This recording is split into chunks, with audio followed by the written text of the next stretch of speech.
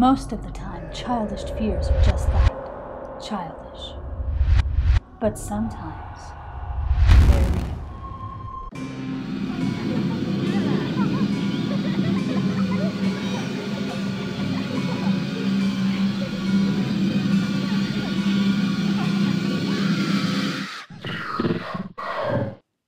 Good evening. Welcome to another episode of Nightmare Nocturne. I'm Jay. If you're new, be sure to subscribe so you can keep the stories coming. Tonight, my story is about the monster under the bed, a childish fear everybody has. But sometimes, it's real. My monster. When I was a little kid, I knew there was a monster under my bed. I was just as certain it would drag me under and turn me into a weird attic smell and dust bunnies if it ever managed to wrap its tentacled, clawed hands around my ankles. The amount of terror shrouding my young self nightly made sleep a cruel joke. My mother, like all good mothers, tried to make me believe the under-the-bed monster wasn't real. She said it was a bad dream. She gave me a nightlight, and then a flashlight, and then she let me keep the lights on. She conducted nightly under-the-bed checks and let me sleep with my bedroom door open. None of it helped or mattered. I knew the monster waited patiently, waiting for me to let my guard down so it could strike. One fateful night, my mother, seemingly overwhelmed by my deep-rooted monster fear, told me something that changed my entire life. You don't have to be afraid of the monster under your bed anymore. Do you know why? I shook my small head. You don't have to be afraid because there's a monster in your closet, more fierce and far more frightening than the monster under the bed. My eyes widened in shock at these words. And you know what? My mother continued. The closet monster lives in your closet to protect you from the monster under the bed. It would never let anything hurt you. Try to get some sleep. I'll see you in the morning. With that, my mother stepped out of my bedroom, silencing any protests I may have had. I remember huddling under my blankets, considering my mother's words. I turned to stare at my closet. The door was shut, and it didn't look any different, but I swore I heard the sounds of something moving around in there. I gasped and pulled the blankets over my head. I heard a soft, gurgling crooning from the closet. It wasn't using words exactly, but it sounded like whatever shuffled and clicked behind the door was trying to sing a strange lullaby to me. Against all odds, I relaxed into a deep, dreamless sleep. In the following weeks, I worried less and less about the under-the-bed monster. Call me crazy, but my closet monster soothed my fears. It wasn't long before I got sloppy. I had given so little thought to the under-the-bed monster that I forgot to jump into my bed after brushing my teeth one evening. My fears about the under-the-bed monster were confirmed. A talon-tipped, scaly hand shot from under the bed, wrapping firmly around my ankle. It yanked and pulled me off my feet. I screamed in shock and horror as my body slammed into the wood floor of my bedroom. A deafening, splintering noise silenced my screams. My closet door exploded in a fit of fangs and fury. Whatever had my ankle in its grasp abruptly released me. I scrambled away to the relative safety of the hallway. There was a scuffle and a shriek, and then my bedroom was silent. I saw a flash of matted fur the color of darkest midnight slink back into the shadowy depths of my closet. My mother came running from her room at the other end of the hall, summoned by the commotion. She peered into my room in confusion. Upon seeing the remains of my splintered closet door, she whirled on me in anger. She grabbed my shoulders and spun me around to face her. "What have you done?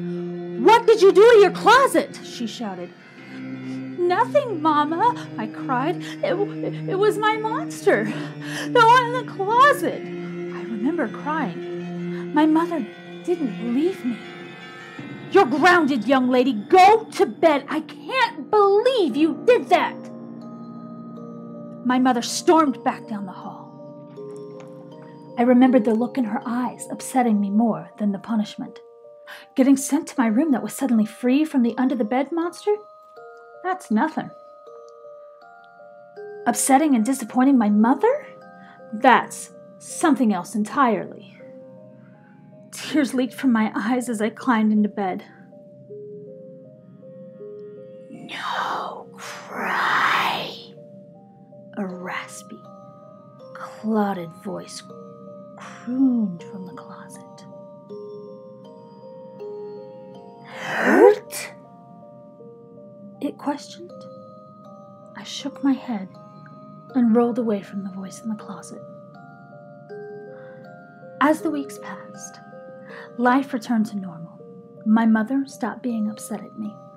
A handyman came and replaced my closet door, and I only heard occasional shuffling from the closet. The creature in there didn't speak again after that night. If it hadn't been for the new door on the closet, I would have thought I dreamt the whole thing. Weeks turned into months. I didn't hear even a squeaking floorboard from my monster. Summer faded into fall, and a new school year started. My 5th grade teacher was the worst. Miss Taylor was so mean and unfair. She made me stay in from recess whenever I talked to my friends in class. Miss Taylor called my mother to report my bad behavior. Mother grounded me to my room. "It's not fair!" I shouted through my closed bedroom door. She didn't answer me, but something else did. "What's not fair?" a voice rasped deep in my closet. I cracked open my closet door and peeked inside. There, far in the back, lurking amongst the sweaters I never wore, a pair of eyes filled with greenish, otherworldly glow peered back at me. "What's not fair?" it repeated. I looked back away from the door and sat down on the rug at the foot of my bed. I told the story of the horrible Miss Taylor to the creature in my closet, like a twisted oral version of Dear Diary. When I stopped talking, the creature asked, "Hurt?" in a low hiss. "Hurt? Yes, I'm hurt," I exclaimed. "I didn't do anything wrong, and now I'm grounded." "Fix?" it asked. "Fix? There's nothing to fix," I whined. I didn't sleep well that night. As I was still upset over being grounded, I tossed and turned and dreamt about my monster creeping out my closet and out the window into the night. The next morning, I awoke to my bedroom window hanging wide open. "Fix," my monster happily sighed from the closet.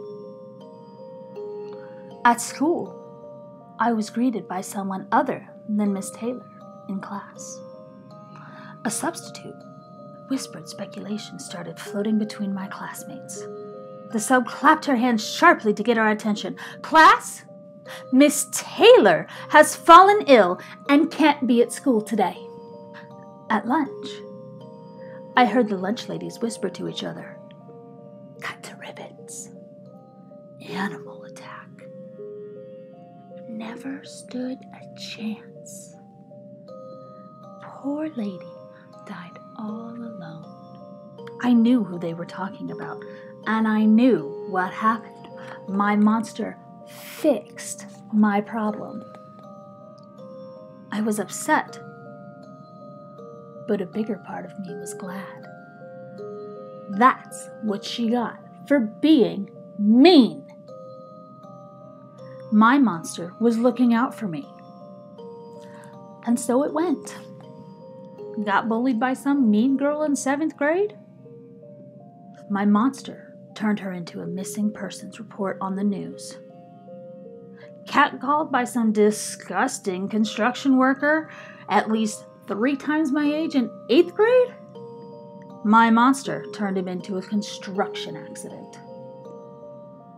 You would think this would make me happy. Right. Ha! Wrong.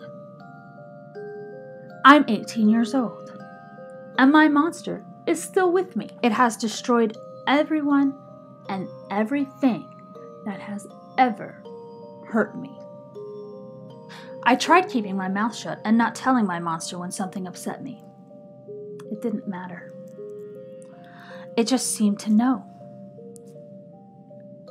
After my first breakup, the boy who dumped me suffered a fatal accident while rock climbing. I didn't want him to die. Sure, I was upset over the breakup, but not enough for anyone to die over.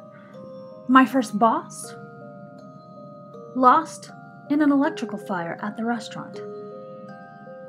Things are never going to get better. In fact, they're about to get a whole lot worse.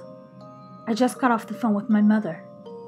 I broke down and told her about all the deaths I've caused. They were my fault. It was my monster, and they were my thoughts, my hurt feelings. Sure, I didn't pull the proverbial trigger on any of those people, but I'm still responsible. My mother laughed at me. Laughed!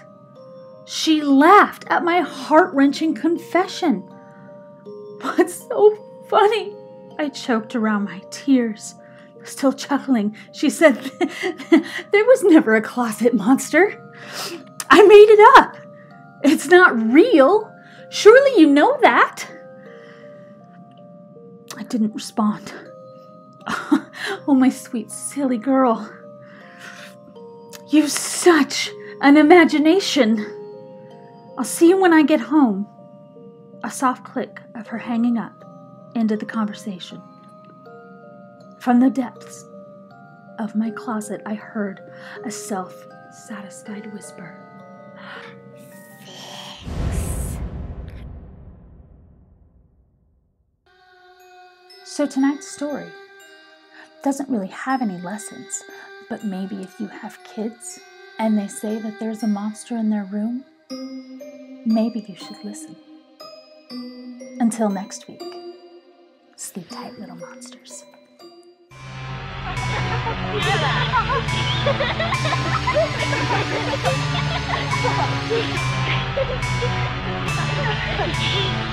Yeah.